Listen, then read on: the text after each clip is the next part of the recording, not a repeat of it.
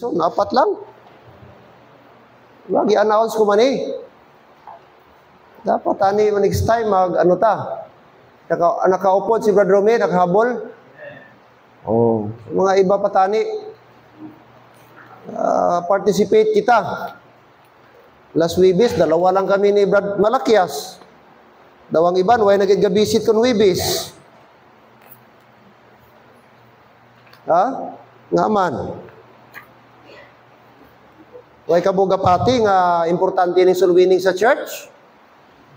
Way kabuga pati nga sugo ni sa Ginoo. Way kabuga pati nga importante ni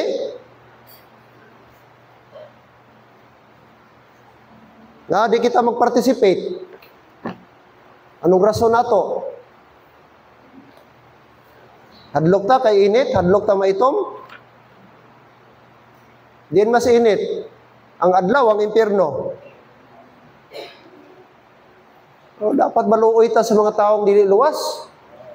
Amen? Kaya kung kita luwas, kaluluoy man ta. Salamat kay may tao nag-visit sa ato, nag-invite sa ato, nag-share sa ato. Kaya dapat lang punta mag-soul winning.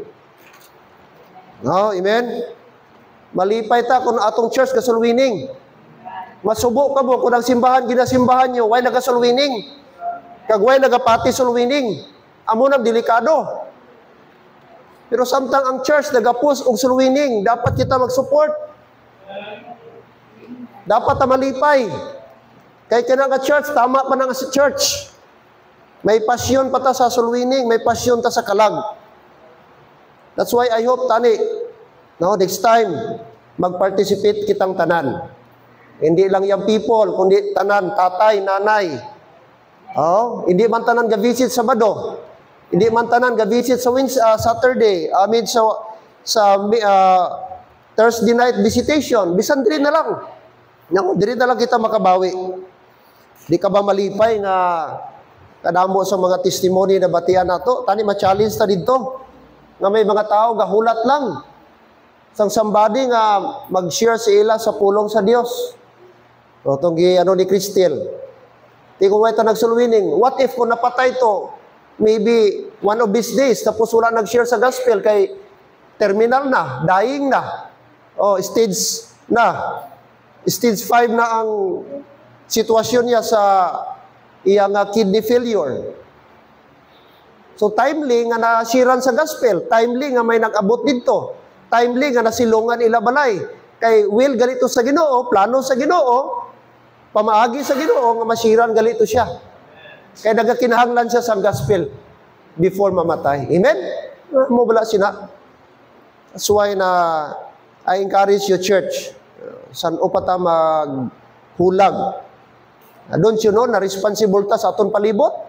Kining reduce sa aton church, reduce. Magsining ka reduce ining mga balay nga lapit sa aton. Liable ta sina, accountable ta sa ila. That's why i-take advantage nato inang opportunity na maka-share kita sa gospel. Alright?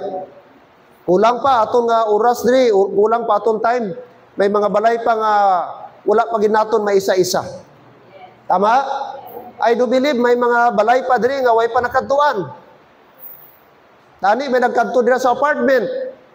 Kadto ka mo dito, tani, naghapit ka mo ng apartment, Pila na ka pirtahan, pila na ka door, pila na ka room. May nagarinta diha. Nakuha nyo? Church, may nagarinta diha, tani, huwag nyo giagyan. Nag-ayo ka mo. Sir, pwede kami maka-share? Sir, may balasahon?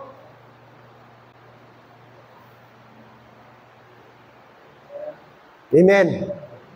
Dira, gitrabahoan nila Brad Maki. May nagarinta dira sa kayan. Di budlay invite na kay pila lang katikang. Masira nato, makaintindi sa gospel. Na-enlighten siya. Magsiling siya, pwede ko ka simba dira sa inyo. Di ba blessing? Tama tong yambal ni Brother R. Nga, di ba nami kung ang mga membro lapit lang sa simbahan? May mga okasyon ta, kung may mga balay sa palibot, pwede nato i-channel.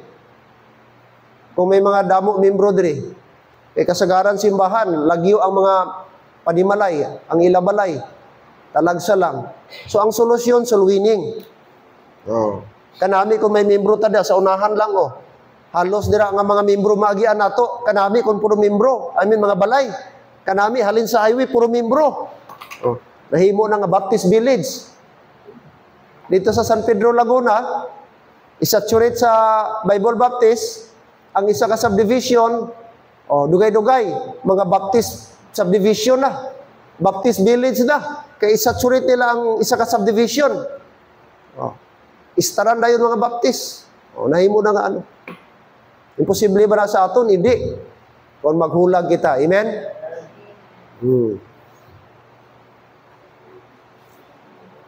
Nag-visit kami ni Brad Malakias tong Wibis. It so happen na na-timing ang tagiya sa Bikiri, nga giobrahan ni Brad Michael Makapagal, ara. Taga diri siya, pero pamu-amo niya sina sa Cagayan, kayang misis ka obra sa Cagayan. Na-timing, pag-visit ang mo to sa Bikiri, ara dito. So, gikilala ko, gistorya-istorya. And, of course, gi-take advantage na itong opportunity makashare sa gospel. O, nag-share kita sa gospel. Pasalamat siya, nalipay. In return, ipabalunan kami 2 ka loaf bread. Blessing. Nakashare ka pa. Isira, gitagaan mo kami loaf bread. So, wala mo taga after dira. Ang joy nga makashare kita sa gospel. Amen? Ato ni pray gali, itong bisita kay ina. Lalaki, although random lang amon pag-istoryahan ay kay busy, gitanaw ko single man gali. Pero may lupa daw siya na bakal dito, lapit sa regional center, PNP regional, dira sa airport, pasaka diri, kung ka-notice ka mo dira, may ara siya dito. Nabakal niya 200 square meter. Subong may assume sa iya na another 200 sa maestra. So mo nang ginahulog-hulugan niya. Karon, desire niya nga matindugan daw simbahan. Kaya ang simbahan dito, alliance lang. Tapos may ara na community, may village na. Mga kapitbahay niya, mga maestra, mga pulis, nga balay. Wala daw Katoliko, wala Sabadista, wala Baptist, alliance lang. Kaya sabi niya, Pastor, willing ko ito ipagamit ang akong lupa, libre lang. Basta patindugan lang sa simbahan, basta simbahan lang. O, kita mo, first time pa lang. May patakabaluban, kung save ba to. Pero ang iya desire, ipagamit daw niya, Pastor, bisitahan natin dito someday. O, doon sa airport. Ang iya nga lote. Ato ni pray. Si Rodi Staris. Of course, ato sa siya isulwining kay way pa nato na ano. But anyway, salamat. Sabi niya nga, willing siya magbalik diri. Kay na. Willing siya mamati sa Bible study. Sila niya, Pastor, anong adlaw schedule diri Bible study? Sabi ko, lakat ka diri. Miyerkules, kay may Bible study diri. 6 to 8. 6 to 8. Sige, Pastor. Tapos visit sa Amon. Purok Maunlad. Sa Barrio 8. Kaya mag-Bible study man ta dito sa Amon, Pastor. Sa Barrio 8, gusto niya nga pagkantuan. Kaya dito daw mag-Bible study po sa iya balay. I mean, boarding house mo siguro to. So, ato ni pray ini. Ay, seeker ba? Seeker. Willing mag-learn. I hope nga good heart lang siya, good-hearted. Kaya may ara seeker, pero gusto kali debate. Debate ang toyo. Hindi na siya mo. Ang seeker, kanang gasik gid. Kapangita gyud willing mag-learn sa Bible. Willing mag-learn sa pulong sa Dios. So ato ni pray nga tani amo na yang heart, no? Ato na Rodi Staris kay na. Bisita ni Sir Alden. Paano mo to na-meet, Sir Alden?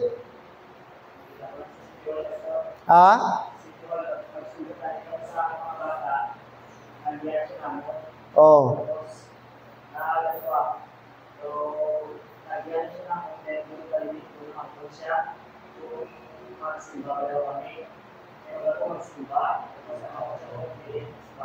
Oh.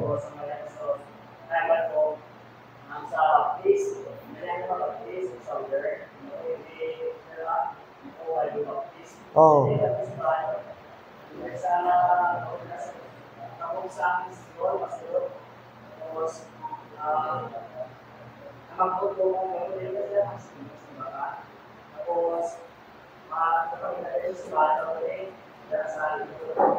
So, kain na lang ni aga. Okay.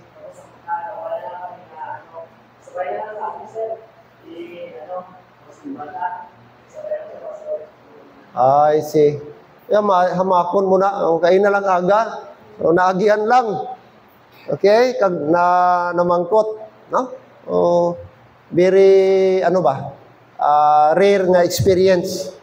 Kapangita gali simbahan. Amo na nga kung magwa ka mo, lalo na kung saan di mag-ilis ka mo. Kaya kung ito ka ilis yan, Arlene, dito mapagkamalan nga gasimba.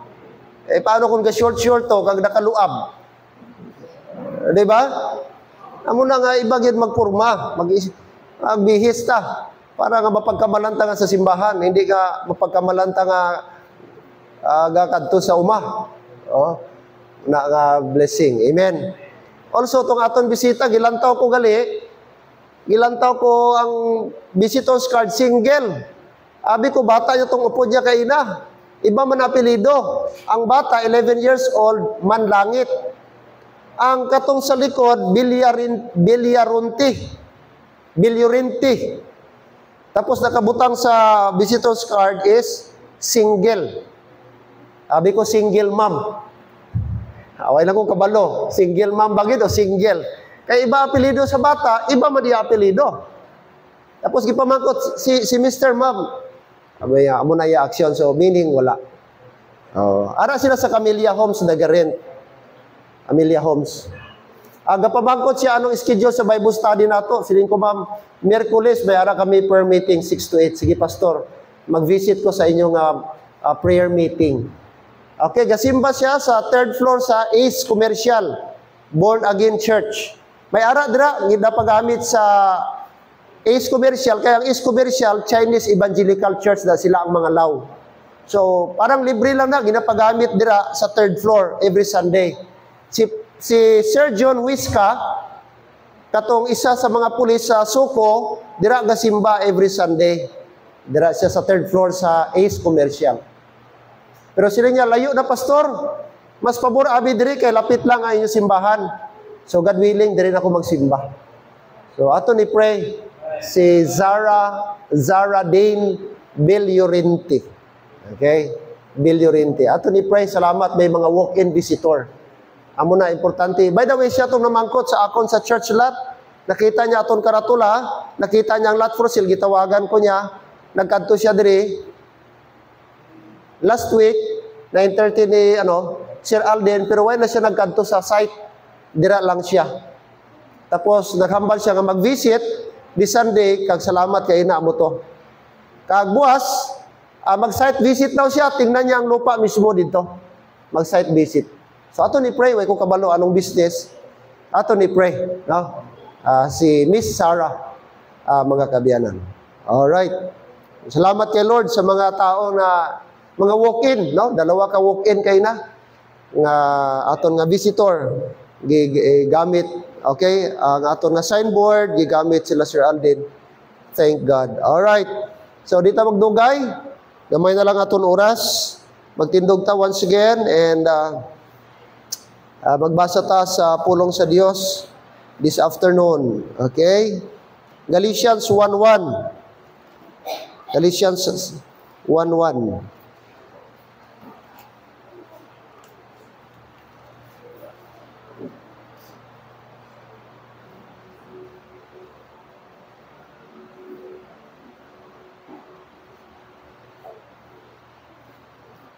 Galatians 1:1. All right, read. Paul, an apostle, not of men, neither by man, but by Jesus Christ and God the Father, who raised him from the dead.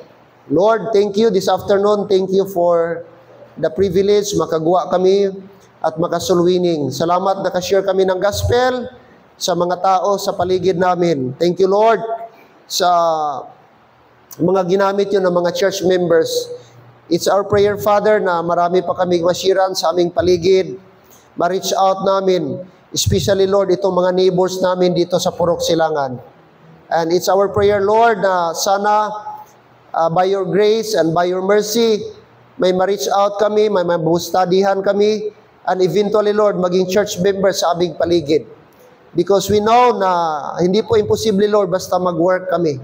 Tulungan nyo kami, maging masipag pa kami, mag-effort pa kami more, dagdagan pa namin ang aming effort sa pag-soul-winning. Because definitely, Lord, may mga tao na naghihintay lang ng right time na masiran po ng gospel. And be with us, Father. I-bless ang aming Bible study po ngayong hapon. In Christ's name I pray. Amen and amen. Thank you. And please be seated. Review natin kadali ang ating last topic na udlot, na putol. Dahil may mga gikiter tayong mga bisita in the previous Sundays. So dito tayo nagtapos, but I review natin sandali. Paul's independent ministry. Tandaan nyo po, ang ministry ni Paul is independent. Pag sinabing independent, sa kanya lang po. Okay? Siya lang po ang nag-umpisa sa gawain. Wala siyang ibang, hindi siya katulad sa ibang mga apostol. Okay? There are three things na aspect po na naging independent si Apostle Paul. First thing, independent in his apostleship. Amen? Independent in his apostleship. Look, verse 1. Paul, an apostle, he recognized himself as an apostle, and he mentioned further, he said, not of men. That means to say, his apostleship not came from men, not appointed by men. All right? Neither by man or somebody, men plural, man singular, or somebody endorsed him, but according to verse 1, but by Jesus Christ.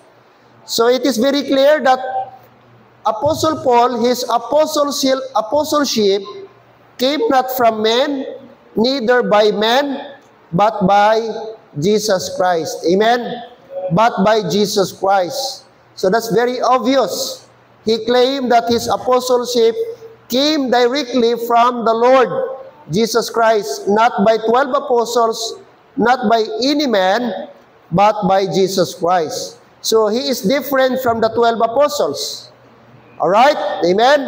So Paul's apostleship is from the Lord Jesus Christ. He did not receive it from men, neither by man, but by Jesus Christ. Second thing, independent in his gospel. Not only his apostleship is different, but also the gospel that he preached. Look at verse 11 and 12. According to verse 11 and 12, but I certify, that is, I will attest, that is, I'm very sure, I am certain, that is the word certify. But I certify you, brethren, that the gospel which was preached of me is not after men. Take note, the gospel was preached of me is not after men. Verse 12, for I neither received it of men, neither was I taught it, but by the revelation of Jesus Christ. So according to this verse, that his gospel is different also from the gospel of the 12 apostles. Because according to verse number 11, this kind of gospel is not after men. And he further explained, for I neither receive it. I neither receive it of men. That means the gospel that he taught, the gospel that he preached, the gospel that he received it not from men, not from other apostles, nor from anybody, but he said, not of men, neither I was taught. Ibig sabihin, hindi ito napasa sa kanya. Hindi siya tinuruan na galing sa tao. Itong gospel na ito, neither was I taught it. Hindi ito tinuro sa kanya. But he said, but by the revelation of Jesus Christ. Amen? Which means the gospel that Apostle Paul preached, mga kapatid, came directly from Jesus Christ. Okay? It was exclusively given to Apostle Paul. It was Paul who first received this kind of gospel. It was not passed down, it was not handed down to him, it was not taught him but it was directly from the Lord Jesus Christ. That's why His gospel is different from other gospel. Amen? So it was very clear, mga kapatid. Now, independent in the gospel, but by the revelation of Jesus Christ. Revelation of Jesus Christ. That's the second thing. Independent in His gospel, independent in His apostleship, and third, independent in His commission. Commission means appointment. Appointment as an apostle. Look at verse 16. Look at verse 16. To reveal His Son in me, that I might preach Him among the heathen. Immediately I conferred not with flesh and blood, neither went I up to Jerusalem, to them which were apostles, referring to 12 apostles, before me, but I went into Arabia, and returned again unto Damascus. Alright. So according to our verse, mga kapatid, na itong commission na ito, ang kanyang commission, first of all, is not flesh and blood. Not flesh and blood. According to verse number 16, I conferred not with flesh and blood. Take note, that means not fleshly. Alright. Number 2, neither went I to Jerusalem. So, hindi po siya gikomisyon. Take note, ang mga apostles sa Jerusalem po sila gikomisyon. Doon po nag-start ang kanilang mission work sa Jerusalem. But si Apostle Paul, after po siya mga kapatid, ang kanyang pinuntahan hindi po sa Jerusalem. Instead, sabi niya, but I went to, saan po siya, Brad? Saan gireveal ni Lord ang gospel sa kanya? Arabia. So doon po siya sa Arabia. Sa 3 years, mga kapatid, doon siya sa Arabia. Doon gireveal ni Lord ang gospel. Doon gireveal ni Lord ang mystery. Mystery. Okay? Doon tinuro sa kanya. Doon pinakita sa kanya ang kanyang komisyon. So doon po siya sa Arabia. Kaya iba po, ang 12 apostles, Jerusalem sila pumunta. Pero si Paul, hindi sa Jerusalem. Instead, he went to Arabia. So magkaiba po. Kaya hindi pwedeng sabihin mo na ang apostleship ni Paul at 12 apostles, the same lang. That is wrong. Hindi pwedeng sabihin natin na ang gospel ni Paul at gospel ng 12 apostles is the same. Hindi po. Amen? Alam po natin, magkaiba ang gospel nila. Ang 12 apostles, anong gospel nila, Brad? The gospel of the kingdom. While Apostle Paul is the gospel of the grace of God. And then also, his commissioning, his appointment is also different. Now, 3 ministerial highlights in the life of Paul. Ano ang kanyang highlight sa kanyang ministry? Bakit tinawag siyang apostle? What's the purpose? Of course, look at verse 15 again. But when it pleased God who separated me from my mother's womb and called me by His grace. Take note, hindi pa pinanganak si Paul. May plano na po ang Diyos sa kanya. Amen? Nasa mother's womb pa lang si Paul. May purpose na si Lord kung bakit siya tinawag. Nakalaan siya na apostle, appointed apostle for the uncircumcision, appointed apostle for the Gentiles. And again, look at verse 16. That purpose is, look at verse 16, to reveal His Son in me. So that's the primary purpose why God chose Paul, why the Lord Jesus Christ chose Paul to be apostle to the Gentiles. That is to reveal His Son in me. Underline that phrase. To reveal His Son in me. That is Apostle Paul. He has a special task. He has a special mission. And that is for the heathen. Look at verse 16. To reveal His Son in me, that I might preach Him among, encircle the word heathen. Who is heathen? Who is to whom He was referring? Okay, non-Jewish people.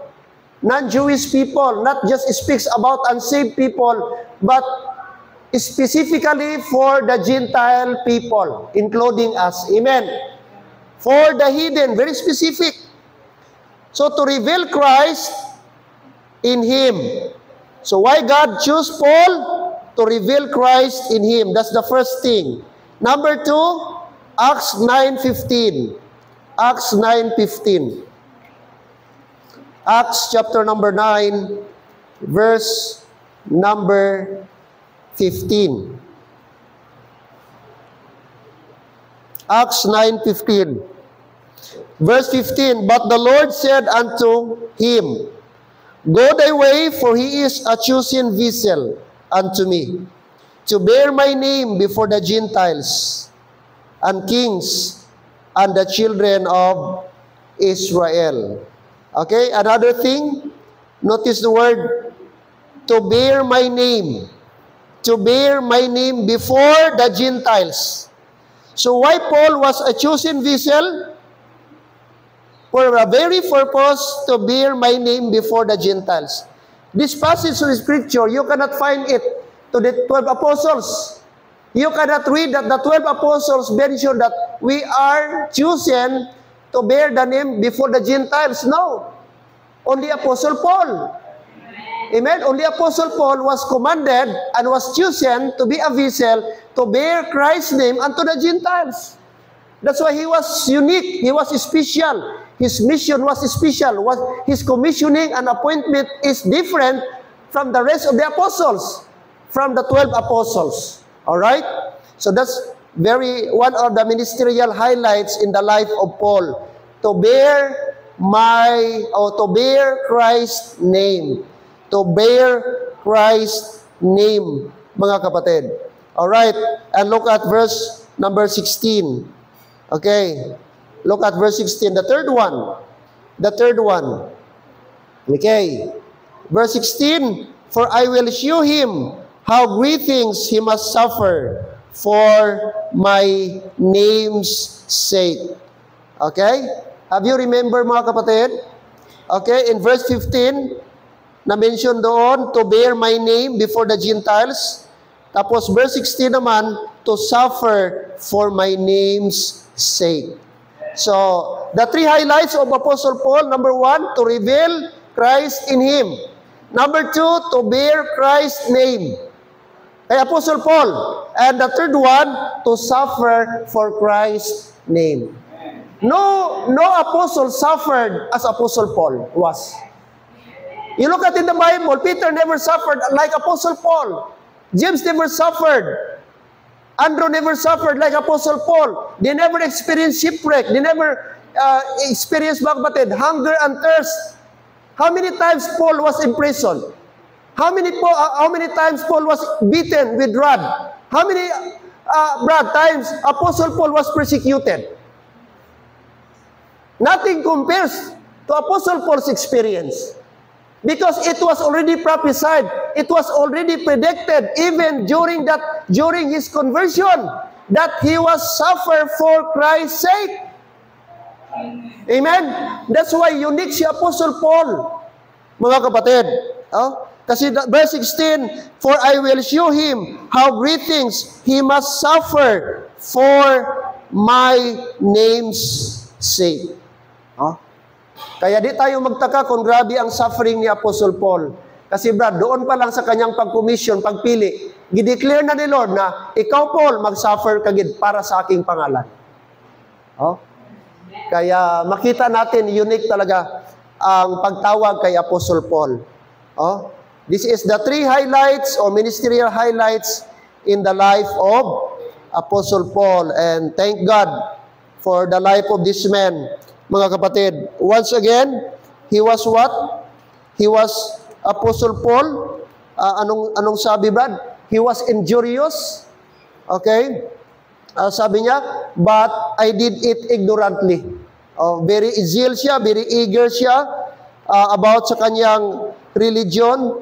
Pero anong sabi niya? I did it ignorantly. Mga kapatid, kasi blind ako sa aking religion.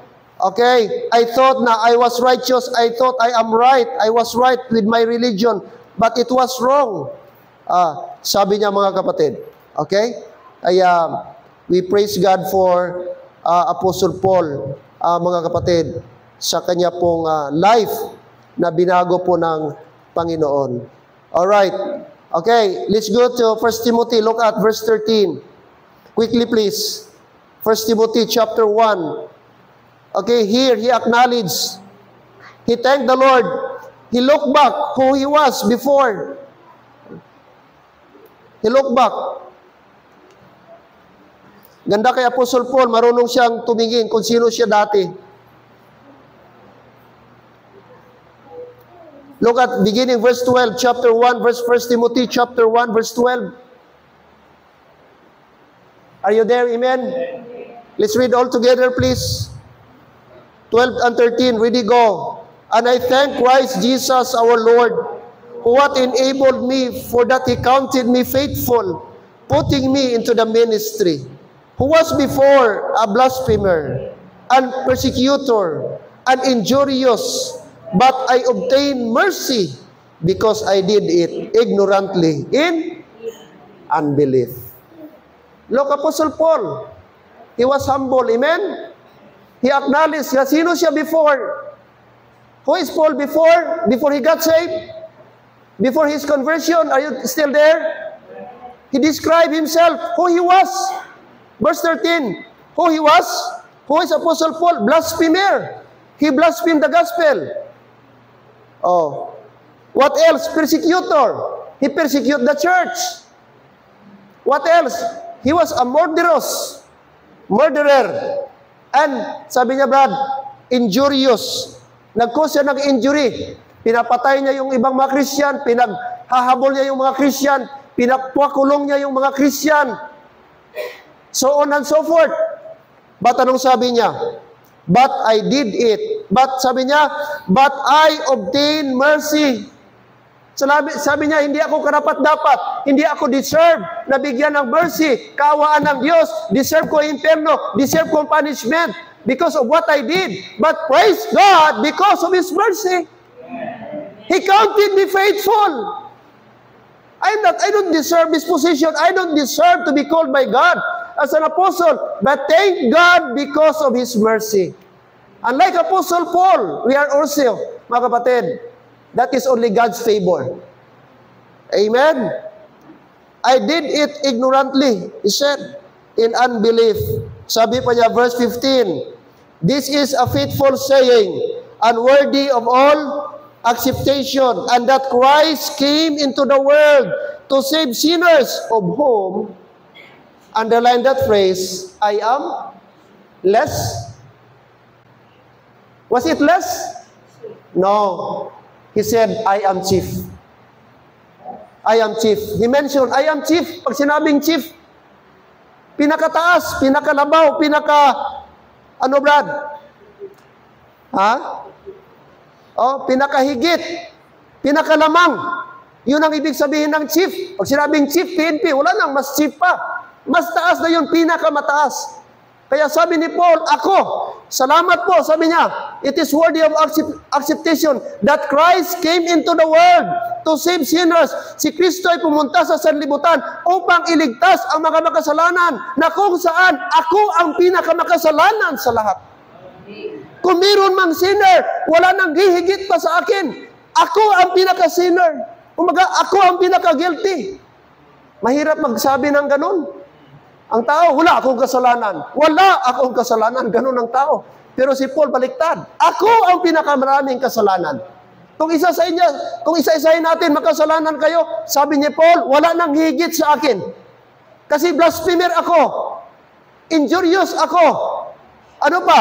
Anong sabi niya? Persecutor ako. I killed people. Hindi man directly siya pumatay, pero siya ang mastermind kay Stephen. Siya nag-order sa pagpatay kay Stephen. But praise God, I obtained mercy. Wow. Di ba mercy yan? Anong dapat kay Paul? Dapat bitayin ito si Paul, Brad. Grabe ka kasalanan ba? Grabe ang kanyang violation. Oh, pero God is good. That is mercy. That is grace.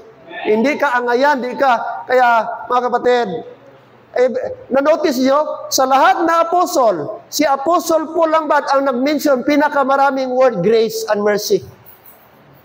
Mag-word search ka. Basahin mo, hanapin mo ang word mercy and grace. Magkasama po yan lagi. Mercy and grace, sinulat ni Apostle Paul. Kasi every time, ma-realize niya na ang kanyang sarili, favor lang at grace lang talaga ng Panginoon. Kasi kung gilukbag niya, tingnan niya ang kanyang nakaraan bad, sabi niya, wala gid, I don't deserve this favor. But salamat kay Lord, gigawa niya nga ako apostle. Wow, amen? Kaya, thank God. Kaya sabi niya, verse number 12, Brad, and I thank Christ Jesus our Lord, who hath enabled me. That's the word. Look at that word. Who hath enabled me. Bigyan niya ako ng privilege. Gibigyan niya ako ng opportunity. And what is that opportunity? For that, He counted me faithful. What else? Putting me into the ministry. Itong gawain na ito na dati kong gipersecute, itong gawain na ito na dati kong kalaban, itong dati na Christianity na galit ako, pero salamat sa favor ng Panginoon, gilagay niya ako na maging minister at apostle ng Panginoon. Amen? That's how Apostle Paul was so thankful, mga kapatid. Amen. Amen. Praise God for that, mga kapatid. Glory to God. Alright? Now, another thing na ating i-consider ngayon pong hapon, mga kapatid.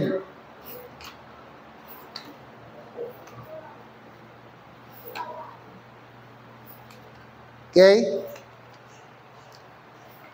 Is that, tignan natin, yung pong gi-reveal, yung mystery truth. Again, what is mystery? Mystery is a body of truth revealed by Jesus Christ to Apostle Paul. Okay? So, gi-reveal lang po ito kay Apostle Paul. Now, let's go to Ephesians chapter number 3. Chapter number 3. Ephesians chapter number 3.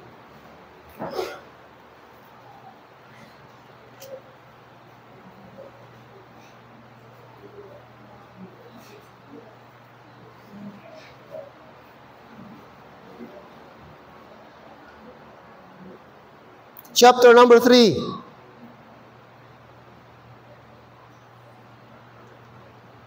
Verse 1, for this cause I, Paul, the prisoner of Jesus Christ for you, Gentiles.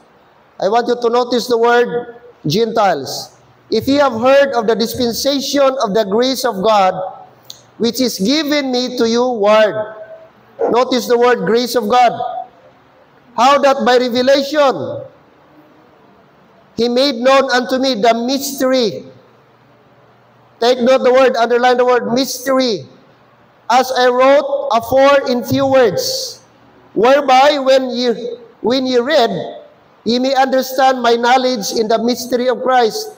That's the second time he mentioned the word mystery in this passage, which in other ages, take note this word, which in other ages, referring to the past time, other times in the past, was not made known unto the sons of men. Who is the sons of men? That is the prophets. Sons of men, as it is now revealed unto His holy apostles and prophets by the Spirit. By the way, holy men or sons of men, that refers to our patriarch. That's our patriarch. He mentioned also holy apostles and prophets by the Spirit. Verse number 6, that the Gentiles should be fellow heirs and of the same body and partakers of His promise in Christ by the gospel. So he mentioned that the Gentiles is the same partaker with the Jews. We are fellow heirs because we are member with the same body. That is the body of Christ, and partakers of the promise of Christ by the gospel. Verse 7, wherefore, whereof I was made a minister, according to the gift of the grace of God given unto me, by the effectual working of His power. Verse 8, unto me who am less than the least of all saints. So he was referring to his apostleship. Okay? His conversion is late already. He was not the contemporary or hindi siya kasabay doon sa 12 apostles. Lately na lang siya naging apostle. And when in fact he said, I am less than the least of all saints. It is this grace given that I should preach among the Gentiles the unsearchable riches of Christ, and to make all men see what is the fellowship of the mystery. Another word he mentioned, mystery, the third time, which was from the beginning of the world, hath been hid in God, who created all things by Jesus Christ. Now take note, this mystery was hid in God. It was not revealed to him or to other people, to the intent that now unto the principalities and powers in heavenly places might be known by the church the manifold wisdom of God. Verse 11, according to the eternal purpose which he purposed in Christ Jesus our Lord. Alright? So what are we going to talk about this afternoon? Now we will be talking about the mystery truth. Now this mystery is in the past. Okay? This mystery had been hid, mga kapatid. So tinago po ito. No man's eyes, ear, and heart perceive it. So itong mystery na ito, wala po nakakaintindi. Hindi ito na-perceive, hindi ito naintindihan ng ibang mga tao, even other apostles, except kay Apostle Paul. Look at Colossians 1:26. Let's go to Colossians 1:26, please. Colossians chapter 1.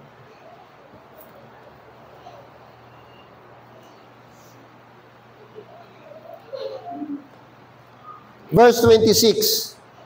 Even the mystery which hath been hid from ages and from generations, but now is made manifest to his saints.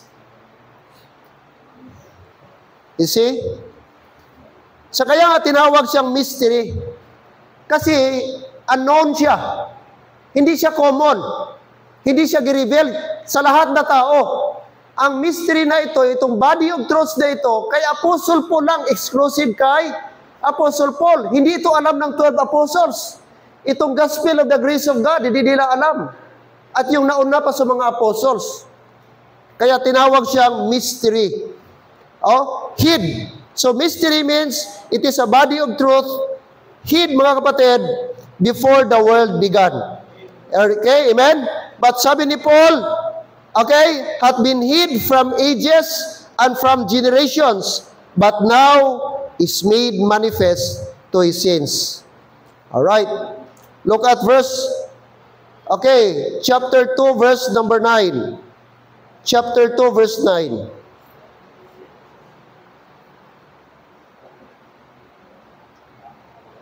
Sorry, 1 Corinthians. 1 Corinthians.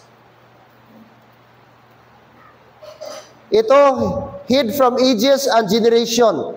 Ito naman, 1 Corinthians 2:9. 1 Corinthians chapter 2, verse 9. Verse 9. Let us read. Ready? Go. But as it is written, eye hath not seen, nor ear heard, neither have entered into the heart of man the things which God hath prepared for them that love Him. Okay? So Paul is referring to the mystery truth, this body of truth. He said, it is written, eye hath not seen, nor ear heard, neither have entered into the heart of men the things which God hath prepared for them that love Him. So kay Paul lang ito gi-reveal. Hindi ito naintindihan ng ibang mga tao. Even mga kapatid, look at verse number 8. Oh, verse 8, which none of the princes of this world knew. For had they known it, they would not have crucified the Lord of glory. Yung mga kings, mga kapatid, di nila alam. Yung mga matatalinong tao, yung mga tao nasa authority, Yung empire ng Rome, akala nila na napatay na nila si Jesus Christ. Akala nila nanalo na sila kasi na-crucify nila si Jesus Christ. Akala ni Caesar nanalo na siya kasi ang kanyang kompetensya na King of the Jews, Henry. Ano yung, di ba may nakasulat doon sa cross ni Jesus Christ nung namatay siya? May Latin yun nakasulat, Henry. Sabi nila, ano yung meaning ng Henry? Sabi ng sagot ng isa, Ilocos Norte, Region 1. Ilocos Region 1, pambihira. Henry, that is Latin word. Isos Nazarenos Rex. Henry, Ios. Jesus Christ of Nazareth, King of the Jews. Yun ang ibig sabihin ng Henry. Isos Nazarenos Rex Ios. Oh. Yan, Latin word yan. Jesus Christ of Nazareth, King of the Jews. Which is true. Tunay yun na title niya, He is King of the Jews. He is the coming King. Amen. Pero mga kapatid, hindi sila naniniwala. Akala ni Caesar, napatay niya na ang kanyang karibal. Kaya patayin natin ito. Kaya itong Kristo na ito, gaklim itong Misaya, gaklim ito na hari ng mga Hudyo. Kaya dapat yan mamatay para wala ng ibang emperor.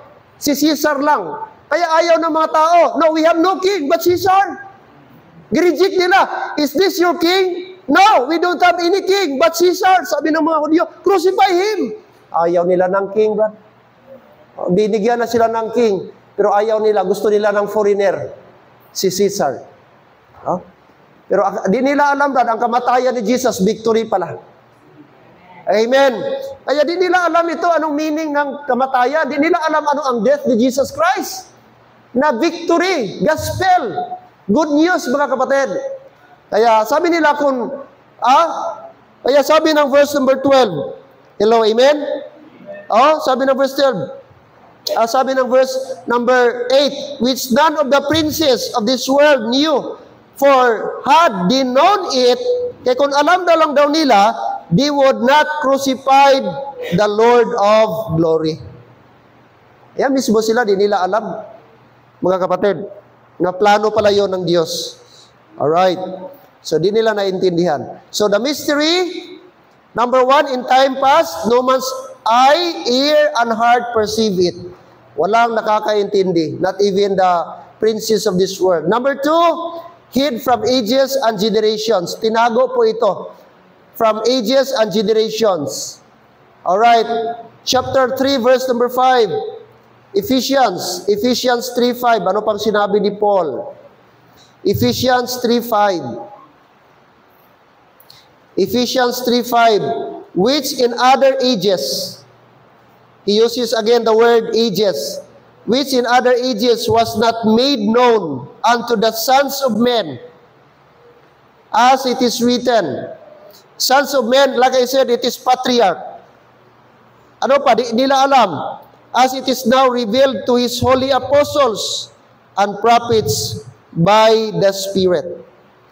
Take note, number 3, in other ages was not made known. Notice the word, in other ages was not made known. Hindi po giproclaim, hindi po nila alam, hindi po nila ito kabisado, itong mystery na ito, itong the body of Christ, itong the dispensation of the grace of God, hindi po alam ng mga tao. Yung nauna kay Apostle Paul, even ang mga prophets, di nila alam. Even the 12 apostles. Alright? Amen? Diyan pa tayo? In other ages was not made known. Was not made known. Number 4, which none of the princes of this world knew. So, sa ating binasa kanina, chapter 2, verse 8, pati yung mga princes of this world, hindi nila alam, mga kapatid. Okay, chapter 3, verse 9. Look at verse 9, chapter 3. And to make all men see what is the fellowship of the mystery, which from the beginning of the world hath been hid in God. Underline the word, hath been hid in God. So naitago itong mystery na ito. Saan itinago? Sa Diyos. Si Lord lang at si Apostle Paul ang may alam. At si Jesus Christ. hath been hid in God. Hindi ito alam. Walang ibang nakakaalam, not even angels, sapagkat ito ay naitago. Okay? Kaya tinawag po siyang mystery. Hid in God. Chapter 16, verse 25, Romans 16:25. I would like to request the ladies to please read chapter 16, verse 25. Oh, ladies, would you please read verse 25? Ready? Read. Now believe that it is of power established and the reaching of Jesus Christ, according to the revelation of the mystery, which was kept secret since the world began. All right. Underline the word mystery. Encircle the word mystery. Underline the word which was kept secret since the world began. So, wala pa ang mundo, secret na po ito. Okay? Hindi pa naitatag ang mundo, hindi pa na-create ang mundo, mayroon na pong mystery program. May plano na po ang Diyos na time will come, there will be a mystery intended or dispensation of grace sa ating panahon ngayon. Amen.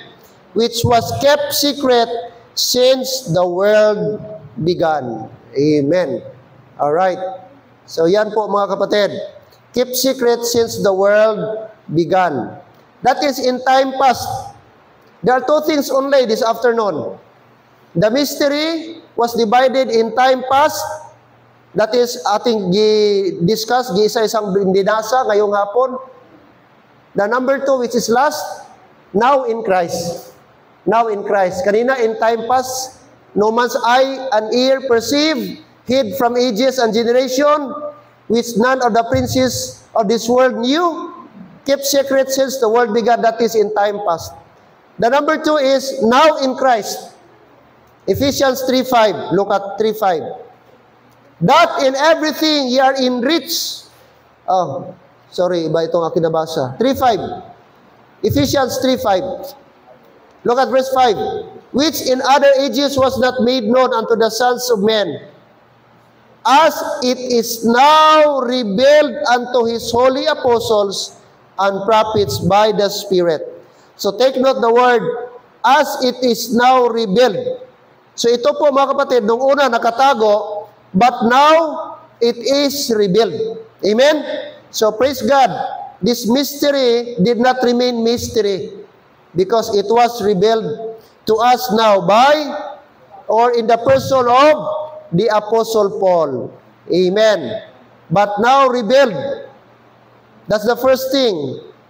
Under po yan sa now in Christ. The second thing, verse number 10. Look at verse 10. To the intent that now unto the principalities and powers in heavenly places might be known by the church the manifold wisdom of God.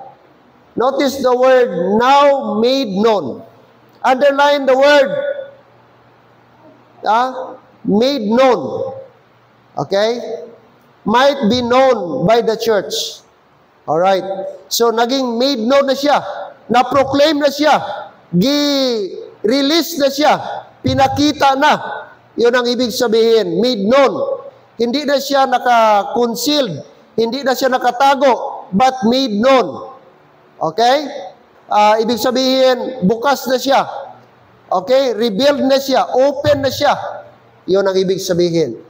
Now, made known, mga kapatid. Okay? And then, the last thing is, let's go to Colossians 1:27. Colossians 1:27. Colossians 1:27. Verse 27, to whom God would make known what is the riches of the glory of the mystery among the Gentiles, which is in Christ in you, the hope of glory. Notice the word, mga kapatid, God would make known. Okay? Yung word po yan. Now made manifest. Ibig sabihin, gi-manifest na. Pinakita niya, mga kapatid. So, hindi na po ito mystery now. Amen? It did not remain mystery because gireveal na po sa atin. Andiyan na lahat. Okay? Through Apostle Paul. To whom God would make known. So make known na siya. What? Ano ang gireveal? What is the riches of the glory of this mystery among the Gentiles, which is in Christ in you, the hope of glory. So what kind of, ano ito mga kapatid? Mystery? The riches of the glory of God. Amen. What is that? The riches of the grace of God. Oh, iyon po mga kapatid. In verse 26, sabi doon, even the mystery which hath been hid from ages and from generation, but sabi niya, but now, the contrast, but now is made what? Manifest to His saints. Amen. So, praise the Lord, no? Yun po ang mystery mga kapatid. Before, hindi naintindihan ng mga tao. Before, nakatago ito. Before, keep secret ito. But now in Christ, it was revealed, but now in Christ, it was made known, but now in Christ, it was manifest. But now in Christ, it was revealed. Amen. Praise God, mga kapatid.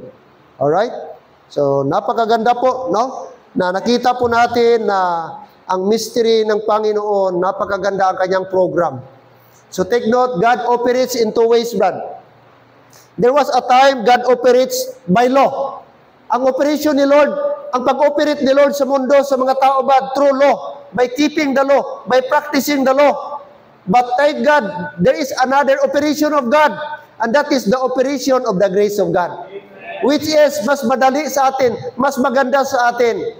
Kasi, imagine mo kung nabuhay tayo sa Old Testament, ano kayang buhay natin ngayon kung sa Old Testament tayo, under Old Testament tayo, Brad?